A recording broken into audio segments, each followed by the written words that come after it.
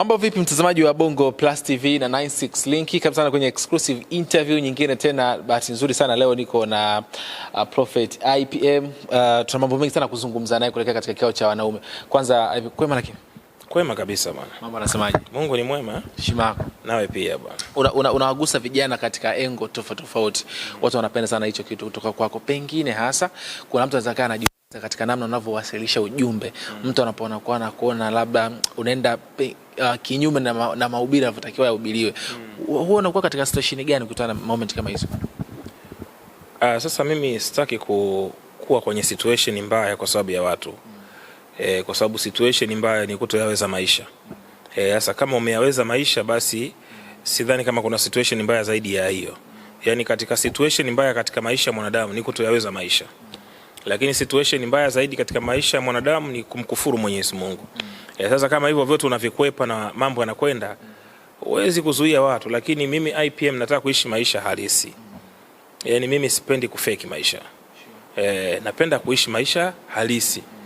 Na maisha yangu halisi ndio yanayonipa amani. Kwa sababu kufeki ni mzigo mzito sana ambao utakufanya kila utakapotaka kuishi ufeki. Na uhalisia utakufanya kuishi katika uhalisia. Unajua ukilala na mke wa rafiki yako, alafu huyo rafiki yako ukaendelea kuwa naye, wewe ndio unakuwa mtumwa, badala kuwa ulienjoy mapenzi, unakuwa mtumwa kwa ulichokifanya kwa huyo mwanamke. Kwa sababu kila ukimwona rafiki yako anaanza akaukazia tu macho hivi. Umwamba hajajua kweli huyo.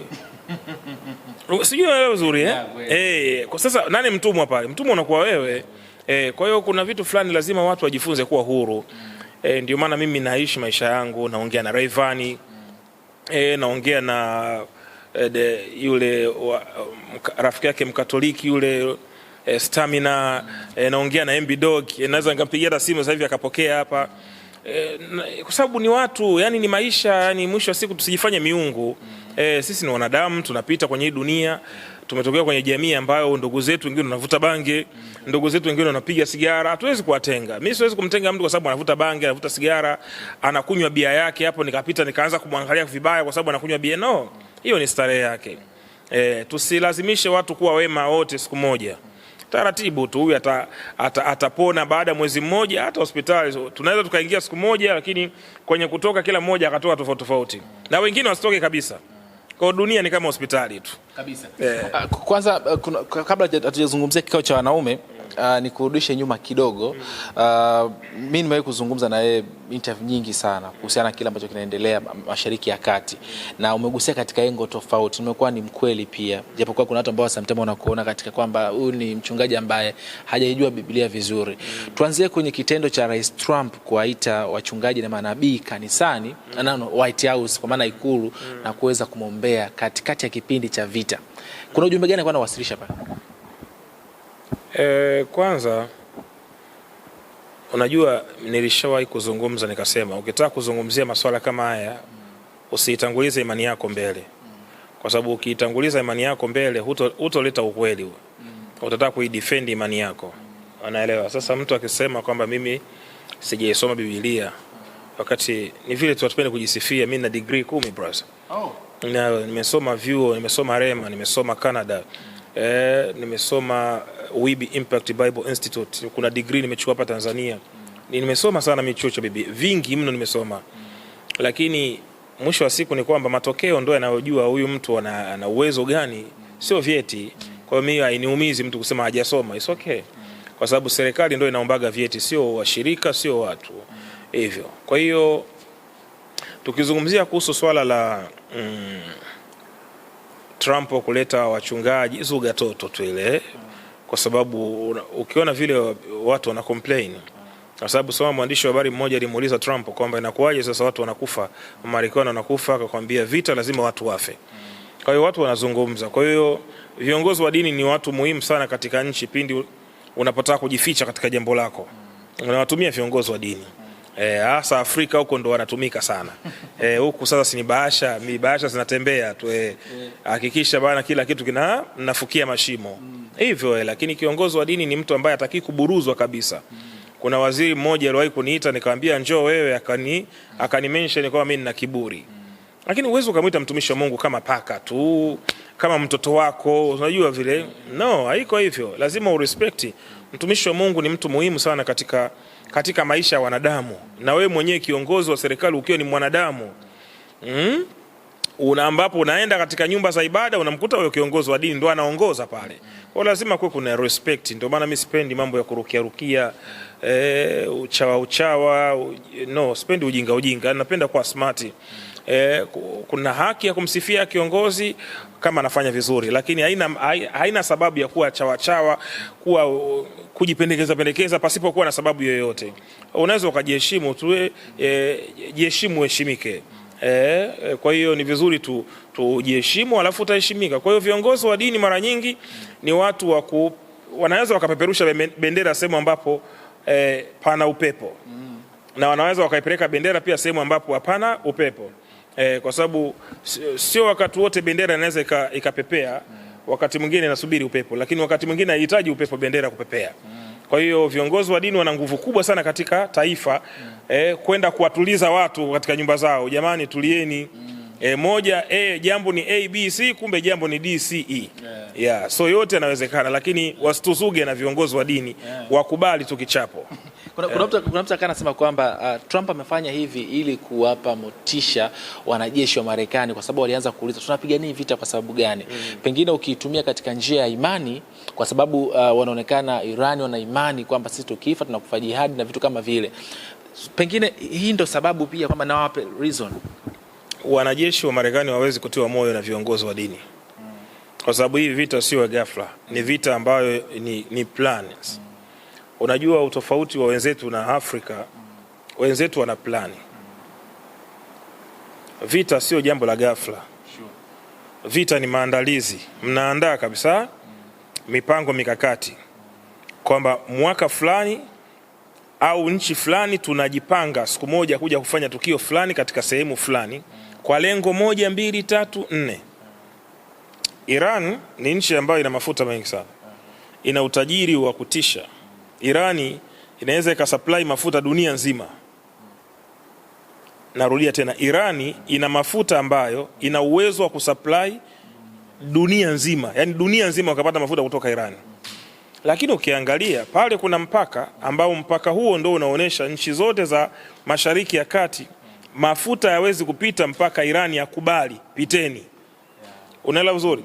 Kwa hiyo hiyo nguvu hiyo ndio inayowakosesha amani na usingizi mataifa magharibi. Tufanyeje sasa ili tuweze kuwa huru?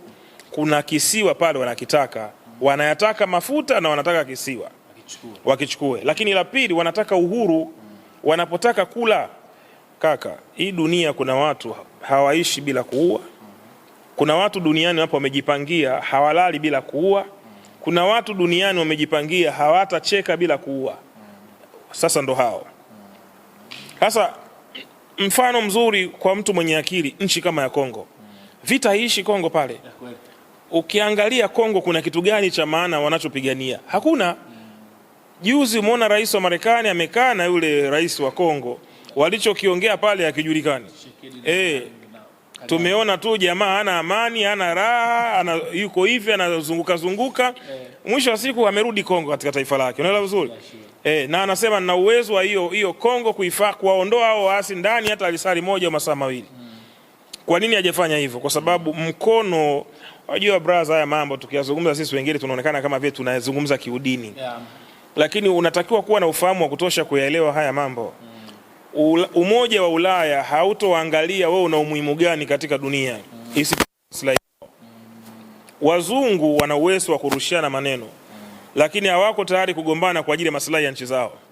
Ila Afrika tuna uwezo wa kuwa tayari kusalitiana hata kuuana kwa sababu ya kujipendekeza. Kwa hiyo wale watu wanapofikia swala la maslahi yao wanakaa pamoja. Ndio maana unaweza ukaona airport ya Uingereza inakubali ndege za Marekani kufanyaje? Kutua. Kwa sababu maslahi yanakwenda kupatikana Iran yanawahusu na wao. Unaelewa vizuri? Mimi siiti ile ni Israeli, naita ni kipande cha umoja wa Ulaya. Hakuna Israeli ya kwenye Biblia sio hii sasa hivi. Hiki ni kipande cha umoja wa Ulaya. Ndio maana Netanyahu hawezi kufanya chochote. Kila dakika 5 simu. kila dakika 5 simu, kila dakika za nini? Unapeleka ripoti wapi? Unamwambia na wewe ndio bosi au hiyo nchi haina rais? Umeelewa vizuri? Wanapeleka ripoti kwa rais wao, kwa sababu wanafahamu kwamba wao wapo pale kwa ajili ya kuiangamiza Afrika Mashariki ya Kati, lakini pia kuiangamiza Afrika kwa ujumla, kuchukua wanachotaka, kubeba wanachotaka na kula wanachokihitaji. Umezungumza kitu ambacho ni sensitive sana. Umezungumza kwamba Israeli ya sasa hivi sio ile ambayo imeandikwa katika Bible. Ilitakiwa iwe located wapi? Ilitakiwa iwe pale pale, lakini wale watu sio wale, si sawa sawa na sasa hivi. Vijana wa sasa hivi ni sawa sawa na vijana wa zamani. Vijana wa zamani walikuwa wanafanya mapenzi masaa 5. Wewe unaweza kufanya mapenzi masaa 5? Si lazima tukubaliane. Nchi ni ile ile, lakini watu ni tofauti. Mentality ni tofauti. Zamani tulikuwa na TV zilikuwa zina vichogo zote. Leo TV hazina vichogo. Kwa hiyo tukisema Israeli hii sio ile kimatendo, kimfumo na kimkakati na kuongozwa kwa nchi ambayo tulikuwa tunaifahamu Israeli ya kipindi hicho, sio Israeli ya sasa hivi, kwa sababu hii tayari wameshai upgrade. Ni kama vile imeuzwa toka wameasi toka ambavyo walipigwa wakaondoka. Hawa waliorudi hawa hawakurudi tena kwa ni wale wa Israeli, lilirudi kundi jingine pale ambalo liko chini ya Umoja wa Ulaya. Yes. Unadhani sasa kwa kila ambacho kinaendelea, hata mwanzo ulizungumza kwamba Irani hawezi kushindwa katika hivi vita, na bado tunaendelea pia sasa hivi tunaona kila ambacho kinachoendelea. Pengine sasa hivi umeshaiona kwa muda mrefu. Nini una expect chochote kile, au kauli yako bado ile? Wameshindwa. Mpaka sasa hivi Umoja wa Ulaya wameshindwa. Ni aibu kaka. Kwa namna ambavyo watu wanajitapa huko, wana vifaa, wana mabomu, sijui bomu hili lina uwezo wa silaha hii na kifaa hiki kina uwezo wa kuzuia. Wewe kaka, kubali yakatae maneno ya IPM, lakini Israeli walikuwa wanatuambia wana mashine, wana rada ambazo bomu lolote linaweza likazuiwa. Sasa tunaangalia hapa mashine zinatua. Jana yenyewe mashine zimetua pale. Kivu pale. Zimetua mashine. Hindi watu haya mbio kwenye vichochoro chini ya andaki. Kwa hiyo hii dunia utaendelea kudanganya watu, lakini watu wana macho, watu wanaona. Unaelewa vizuri? Kitendo cha Irani kupiga kambi za Marekani zaidi ya 12, huo ni ushindi tosha. Ziko wapi rada zenu? Iko wapi nguvu yenu? Yako wapi mamlaka yenu? Kama hajarudi nyuma, alafu wamekaa chini wametengeneza propaganda. Propaganda ya kwanza waliotengeneza, wamefungua account katika mitandao ya kijamii yote, alafu wakawapa followers, alafu wakawapa viewers, alafu wakawaunganisha, kwa sababu una uwezo wa kufungua account sasa hivi Facebook na ukaweka viewers 100,000 na ukachukua picha ya IPM ukaiweka pale na ukaiweka kabisa pale na tiki kwamba hii huyu ndio IPM. Unaelewa vizuri? Sasa wao wamefungua account kwenye social media, kwenye platform zote, alafu wakaweka watu aina ya watu wa Iran. Walichokifanya kingine, wakatengeneza video na picha mjongeo zinazoonesha baadhi ya watu wa Irani wasiokuwa na uzalendo au wengine walioshindikizwa kwa mambo wasio yajua, kudai kwamba rais wa Irani hafai, hawamtaki. Dikteta, anaua watu, analazimisha imani za watu, hana uhuru na kadhalika. Gaidi, anawasapoti hawa Hezbollah, unaelewa vizuri, na kadhalika. Kwa wametengeneza hizo klipu, alafu wakaanza kuzisapoti kwenye media. Brother, IPM siwezi kuwa na nguvu zaidi ya BBC. IPM siwezi kuwa na nguvu zaidi ya Al Jazeera. IPM siwezi kuwa na nguvu zaidi ya CNN. IPM siwezi kuwa na nguvu zaidi ya hizi media zao kubwa duniani ambazo wameziweka. Kwa hiyo baada ya kuwa wameandaa hizi klipu zao na video zao na watu wa Irani ambao sio waaminifu wachache, ndo wakaipa nguvu sasa media. Bwana media, sambazeni katika nini? Taifa la Marekani kwamba wa Irani wanataka msaada wa Trump, propaganda hiyo. Kwa hiyo wakaanza kufanya hivyo, na ili unielewe kwamba walianza kufanya hivyo, tayari media za Ulaya zikaanza kurusha, ona wa Irani wanavyolalamika, ona wa Irani wanataka msaada Marekani. Kwa hiyo zimetembea, zimetrend, dunia nzima ikaona kweli hawa watu wanafanyaje? Wanahitaji msaada, kumbe ni propaganda. Kilichotokea ni nini? Trump katoka front. Bwana, nimeona malalamiko ya Irani, ni kweli mnaumizwa, mnahitaji msaada, basi sisi tuko tayari kufanyaje? Kutoa msaada. Kesho tunasikia Naelewa vizuri. Kwa hiyo lengo ni nini? Lengo aonekane rais hafai, na target yao ilikuwa ni kumuua huyu kiongozi. Na wakimuua huyu kiongozi, kuna kitu ambacho nakuja ukizungumza baada ya kwamba wameplani kumuua. Ni kweli wakafanikiwa kufanya ile shambulio lao kwa madai kwamba wamemuua. Baada ya hapo Trump akatoka, kaita press, kazungumza, kafurahi, katweet, kaandika vitu vingi sana kwamba tayari nimemuua, kila kitu kafa. Muuaji huyo, gaidi na kadhalika. Unaelewa vizuri? Nini kilichofuata? akawaambia wananchi wa Irani, sasa ni wakati wenu, maamuzi mnayo nyinyi, ingieni barabarani muandamane, mchukue nchi. Kwa lengo sio kuwasaidia wananchi, lengo ni kutaka kuleta machafuko ndani ya nini, ya taifa. Watu wa Iran wamegoma, hawajafanya hivyo. Kwa hiyo hiko ni kitu ambacho kimemchanganya sana, kwa sababu walijua akimpiga mchungaji kondoo anatawanyika. Sasa kumbe wa Irani sio kondoo, simba wale. Lakini IPM sasa, kwa kumalizia, nije kwa upande mwingine, kuna wale wanaoamini kwamba hii vita ni kwa ajili ya maslahi ya kiuchumi, na kuna wale wanaoamini kwamba hii vita ni kidini zaidi, wataka kuharibu ile state ya Uislamu, Islamic State, ile taifa la Kiislamu. Tuondoke na pointi ipi hapa? Tuondoke na pointi zote. Uislamu unachukiwa duniani, hilo lazima tukubali. Na hujaanza leo, ni miaka yote. Ndio maana nazungumza hili, ukitaka kulizungumza, ukilizungumza kiudini, mimi sitaki kuongea hivi. Lakini kama IPM unataka kuzungumza ukweli kwenye jamii, wanaofuatilia wanataka kupata ukweli kutoka kwenye kinywa changu, sitaki kuiweka dini yangu mbele. Udini upo, Uislamu unatukanwa miaka yote, Uislamu unadharau. Hata mimi mwenyewe Tanzania tu hapa, wachungaji wenzangu hawanielewi. Wananipiga mawe kila siku, wananisengenya kwenye magrupu yao. Huyu hatumuelewi, huyu hatumuelewi. Kwa nini? Walitegemea mimi niwatukane Waislamu. Walitegemea mimi niwe adui wa Waislamu. Hasa mimi nikisoma Biblia yangu hainifundishi mimi niwachukie Waislamu. Waebrania 12:14 nasema tafuteni kwa bidii kuwa na amani na watu wote. Elewa neno watu wote. Labda kama Waislamu sio watu sawa. Mpende kama jirani yako. Sasa jirani yako hajasema awe Mkristo, jirani yako hajasema awe mlokole. Jirani manake ni mtu yoyote ambaye ni mwanadamu, ni jirani yako. Kuna kauli wanasema al-Islam kun Islam, kwa Muislamu ndugu yake Muislamu. Huwezi kuwa rafiki wa mtu ambaye sio dini yako, ni ngumu sana. Kuna unafiki katikati, lazima utatengenezeka tu hapo. Siku zote tunafahamu hawa watu wanatuwinda watuue. Wewe unawezaje kuchukua kambi ya Marekani kuiweka nyumbani kwako? Kaka nyoka na urafiki, mpe maziwa unavyoweza, atakugonga tu. Kwa sababu na yeye pia anakereka sumu kukaa kwenye mwili muda mrefu bila kutoka. Kwa hiyo yule ni nyoka ambao mumeza wao wenyewe ndani. Ndio maana Irani hakuwa na huruma kwa mtu yeyote ambaye amefanyaje, amewaweka maadui, amemweka nyoka ndani. Lakini alichokifanya hajapiga sehemu kwa maana ya mwanzoni hakuwa anapiga sehemu kwa maana ya kuua Waislamu wenzie, alikuwa anapiga kambi za Marekani. Na kwa kiwango kikubwa zaidi ya 80% amefanikiwa.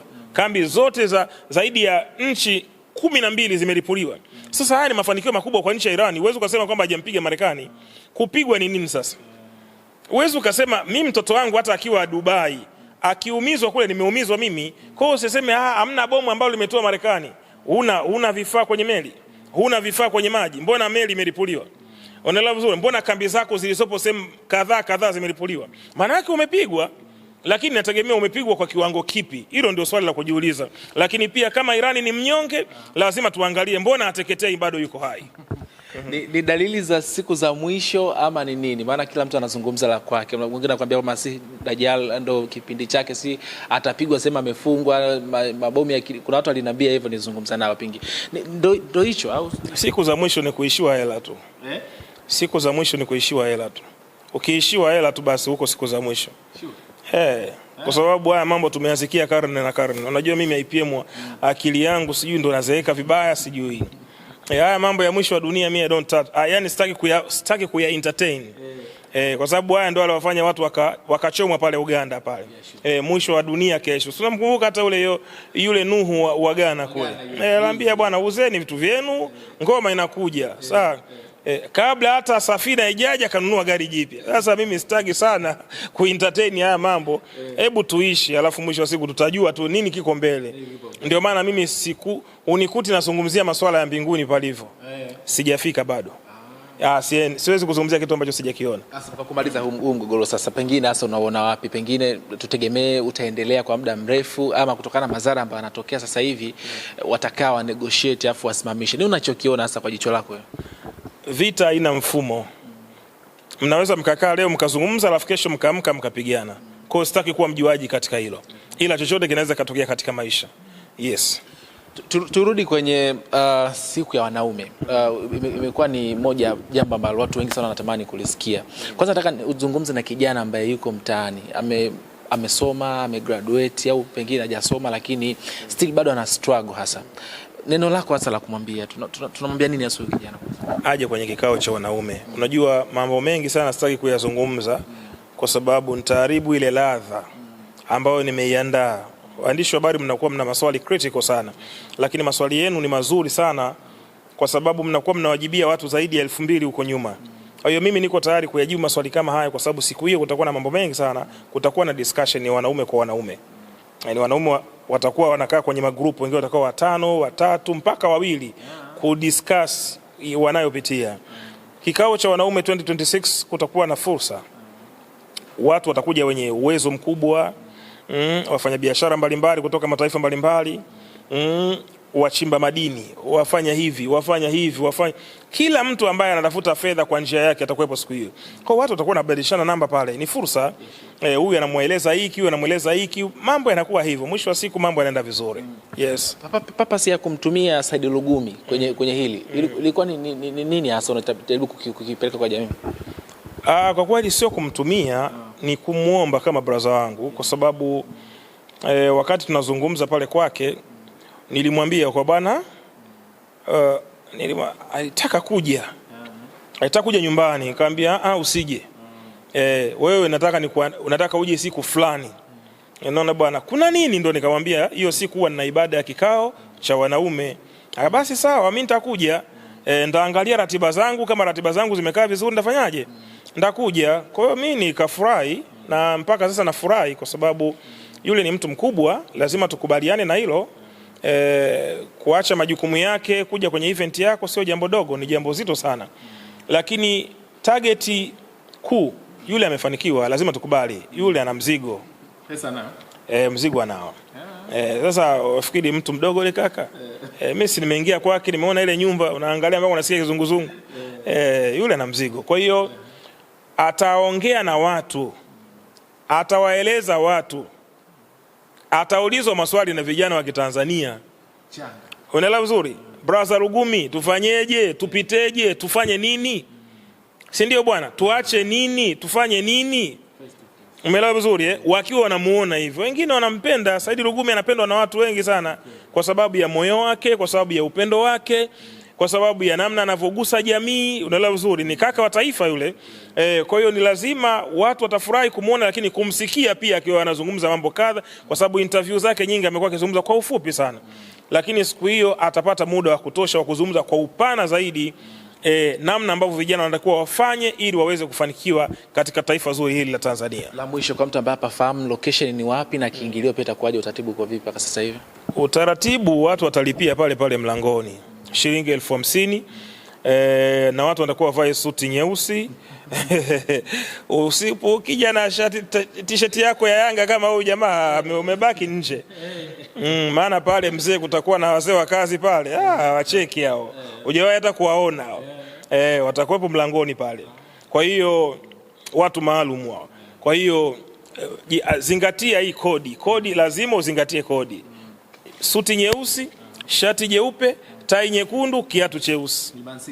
Mlimani City kuanzia tarehe 2 mwezi wa 4 kuanzia saa 4 kamili asubuhi watu wafike. Mchana utakuwa na chakula, wali, utakuwa na pilau, soda, maji ya kunywa, maziwa. Bange tu ndio kutakuwa. Asielimika kwenye hili basi amepitwa. Amepitwa kabisa. Asante kwa wakati wako. Asante sana brother, shukrani sana.